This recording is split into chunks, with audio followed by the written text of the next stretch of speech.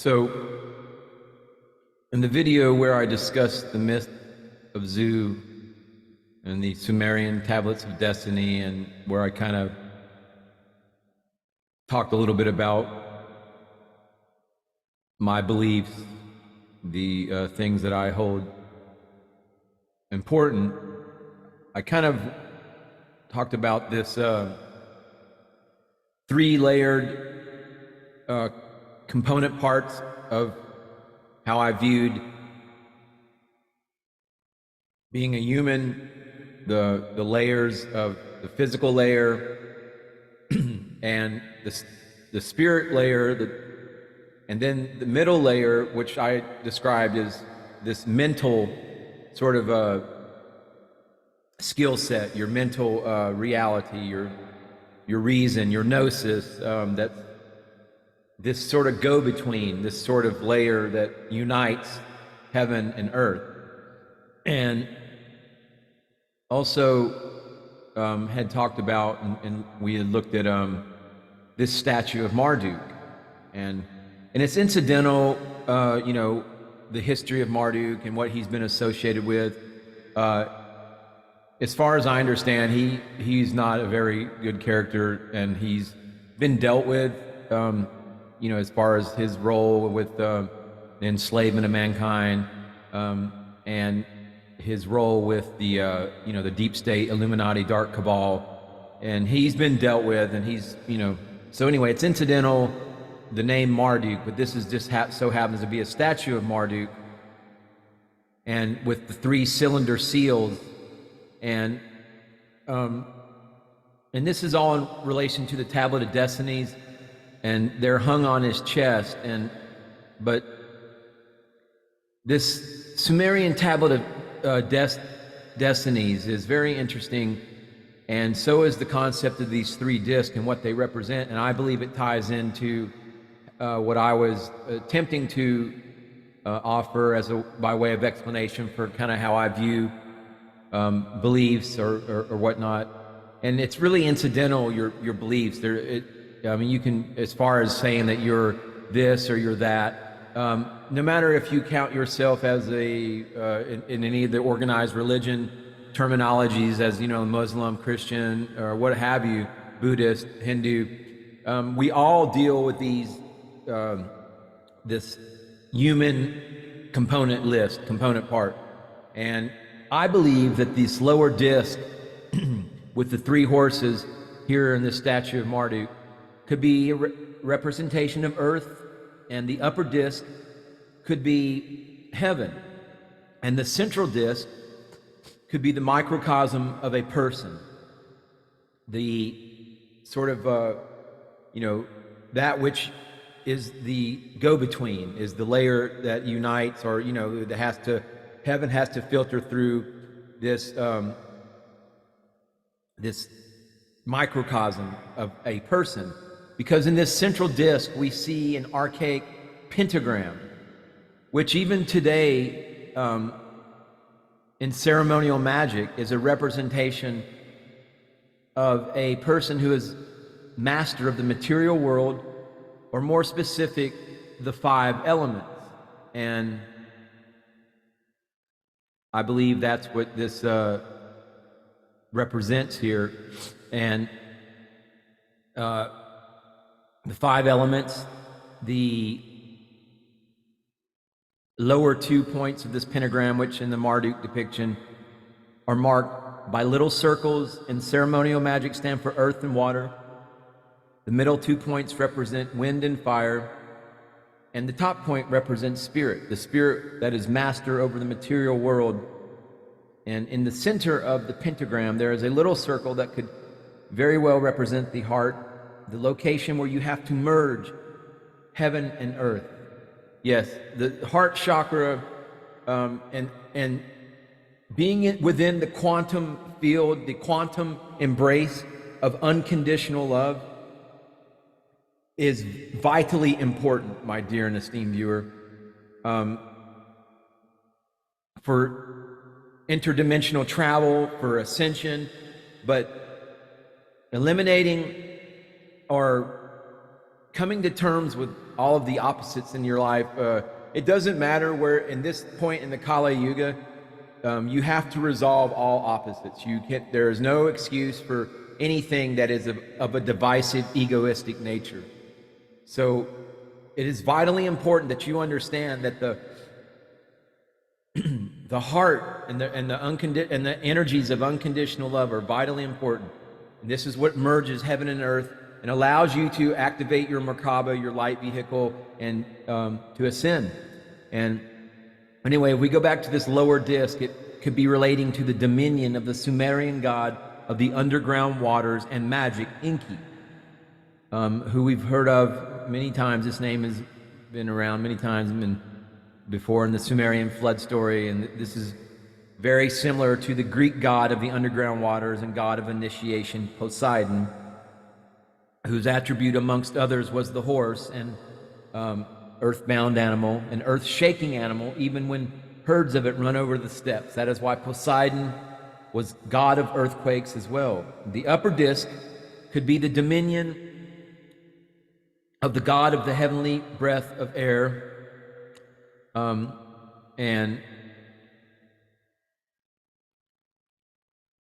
or winds, Enlil, the brother of Enki.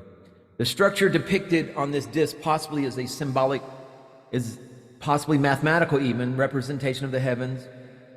The disc breaks down into 3 rings divided into 7 plus 10 is 36 sections. 7 is the sun, moon, and 5 planets, or the 7 stars of the Big Dipper constellation. 10 is the perfect number of the great creator. 36 is 3 constellations for each of the 12 months he made in the creation poem Enuma Elish.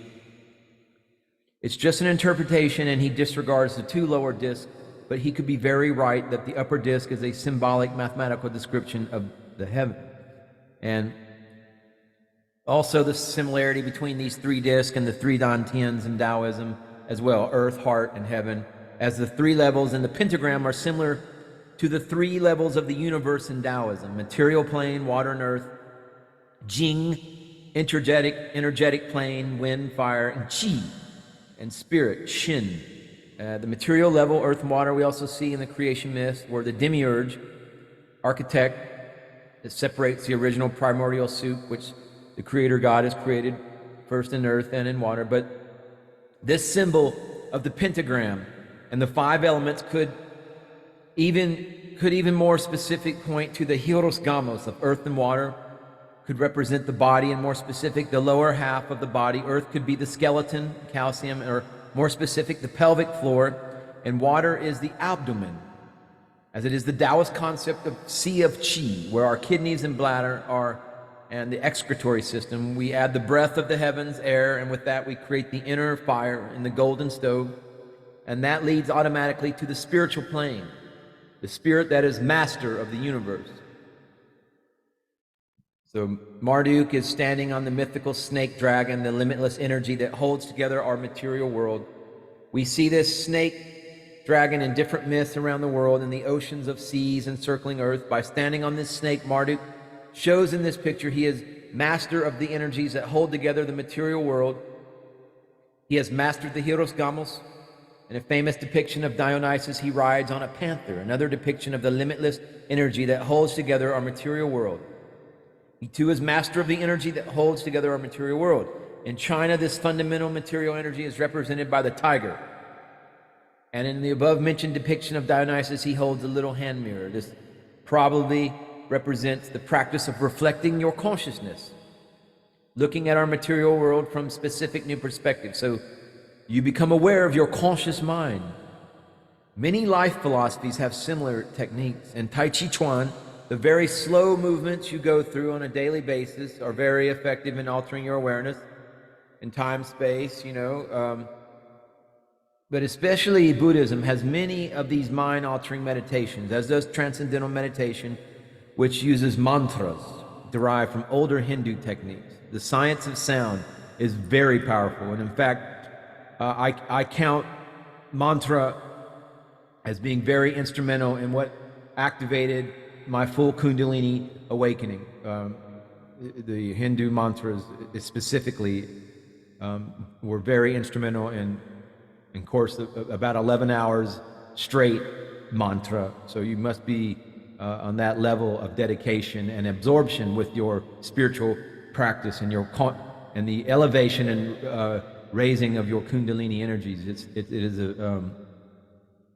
is a very intensive and process that must take precedence over anything else in your world. So we have Transcendental Meditation and the mantras, and a more recent spiritual leader who wrote a lot about this subject and composed a number of these reflection techniques is the founder of anthroposophy, Rudolf Steiner.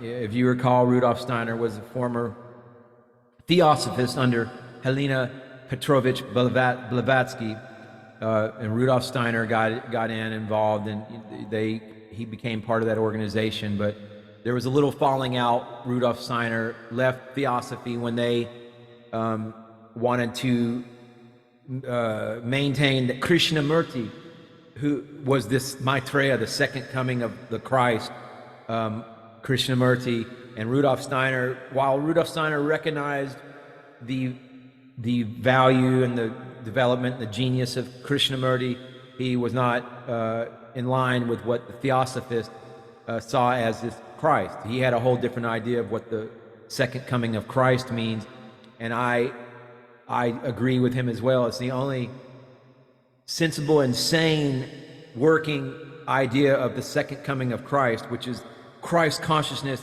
coming alive within every man and woman and child and whatever on this planet. That is the second coming of Christ, the consciousness that arises from within and anoints each and every man and woman on this planet. So Rudolf Steiner, highly recommend his works. Therefore, once you turn the light around, consciousness directed towards its own source, the energies throughout the body all rise. Just turn the light around. This is the unexcelled sublime truth. Further on in investigations, I've learned about the Egyptian Book of the Dead, or as it apparently was called by the Egyptians, the Book of Coming Forth by Day. Different esoteric groups consider this text to be a text that was written in the context of Egyptian mystery schools, which Jesus was an initiate and ultimately a graduate of the Egyptian mystery schools. You need to understand that. That statement was meant to help break you of your religious fear-based programming, and you can begin to see the light a bit if you are still entrapped, enslaved within that dogma of religious fear-based programming. And there is a picture of this supreme creation God, Amun. Amen, Amen, Amen, the hidden one, source, prime, the infinite prime creator, the divine grid programmer, Amun. He created the world by masturbating, then mixing his semen with his saliva, which apparently gave a powerful creative potion. This touches on the Hieros Gamos in Taoism as well. Tai Chi Chuan, you shouldn't spit on the ground anymore when this is one of the things you learn. That's just sort of, that used to be a law. If you were spitting on the ground, you were breaking the law in some parts of the United States. But anyway, your everything, your vital essences, your liquids from your body are charged with your own energy, your vital essence. So don't spit on the ground and don't wantonly spread your seed all around. Control the emissions of your secretive juices, as it were. Get that in line, get that in control. You should always visualize how the energy contained in your vital essences sinks to the lower Dantian. This is in Taoism. There are two of these fundamental essences: your saliva, heavenly dew, and your semen, earth essence. Exactly the two Amun uses to create the universe. The main purpose of the Taoist microcosmic orbit tradition is merging the heavenly chi with the earthly chi, and that goes for the chi in your saliva and your semen as well. And certain branches of practice in Taoism use this energy to create and perform magic as well. There is some reports, I've read this many times about Aleister Crowley. Apparently, he was known as the wickedest man in the world, but had a similar ritual where he mixed male sperm with female menstrual blood and consumed that potion to get enlightened. Cakes of light, as I believe is what they referred to, but it's incidental. It's nothing to be in an uproar over about. But another possible variation of the Hieros Gamos were the mysteries of Mithras. Mithraism has many things in common with Kundalini Yoga. The rites of Mithras was a religion of light, coming from Persia, but it was the preferred religion of the Roman legions, incidentally.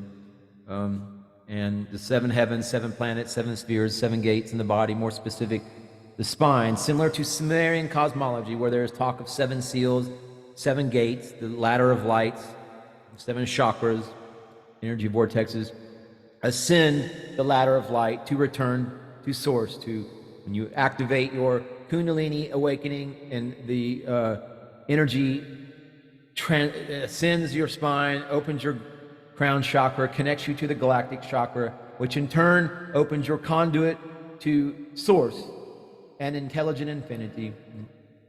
This is just the spiritual technology, folks. I have gone through this, and it's verdad. I speak for the veracity of these words. It is most exciting way, tremendously more intense and more rewarding and exciting than the metaverse or your smartphone, and being in that artificial intelligence hive mind, digital matrix world. That is just a pale imitation of the true divine matrix, as designed by the infinite prime creator, the divine grid programmer. This is what you have to begin to realize. So ascend the ladder of lights to return to source. Okay. Most recently, I stumbled on a famous story that has elements of the Hieros Gamos as well, a story in the Hindu Bhagavad Purana text. I found out is the story of the churning of the ocean, of the nectar of milk or immortality. In that story, with the help of the serpent Vasuki and Mount Meru or Mandara, which mountain apparently represents the spine, apparently a twisting motion of the spine is practiced. That reminded me of a series of Tai Chi Chuan, preparatory stretching exercise, 3 Taoist spine stretches and swings, or swinging the spine and drumming the kidneys. So, I recall, if you remember this television series with David Carradine, Kung Fu, and his main character was Kwai Chang Caine. And anyway, this martial art that he practiced, wushu, but then Bruce Lee came along, and it was all over for me, and fortunately, I was exposed to that as a young kid, and grew up and began to study my martial arts. Fortunately, U.S. Oyama Kyokushinkai Karate, that was founded by Masutatsu Oyama, is the form of martial arts that I studied for years and years and years, and was eventually earned my black belt. But anyway, this was all this world, all this is very real for me, and I hope it's coming across as real for you too, my dear and esteemed viewer.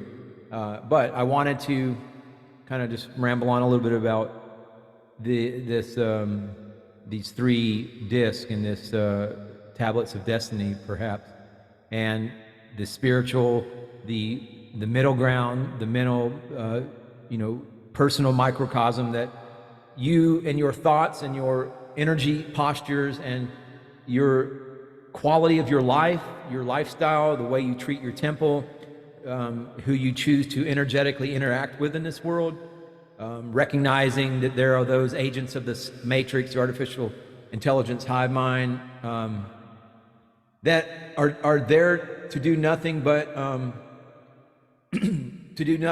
steal your energy, to keep you trapped in that 3rd dimensional, digital matrix, and they will, when they see that you've transcended that, you've brought in the control of your own energies, and you're very selective with how you tend to spend your energies, who you spend your energies with. Not everybody's deserving of your attention or your energies, and you have to realize that and become become almost like a medieval citadel in a sense. And there's nothing selfish about that. It's right now we're not here to save. Everybody is making their own choices on their soul walk, their soul path. I am not here to save anybody. I make these videos because somehow it was in my soul contract. I feel compelled to do it. I'm not trying to. I don't try to make money off any of this. I certainly it's not an ego thing. I put myself out there quite a bit, so I don't really care. I don't really care if I make a mistake with my speech or I get a word wrong or how I come off to people. I'm not here to save anybody. I'm here to shine my light, and if that light that I shine impacts somebody and gives them some sort of hope and gets them turned toward the light, then that's I've achieved what I'm supposed to do. So anyway, Namaste. Namaskaram. oh yeah, hit that subscribe button. It's all good. It's all good in the hood.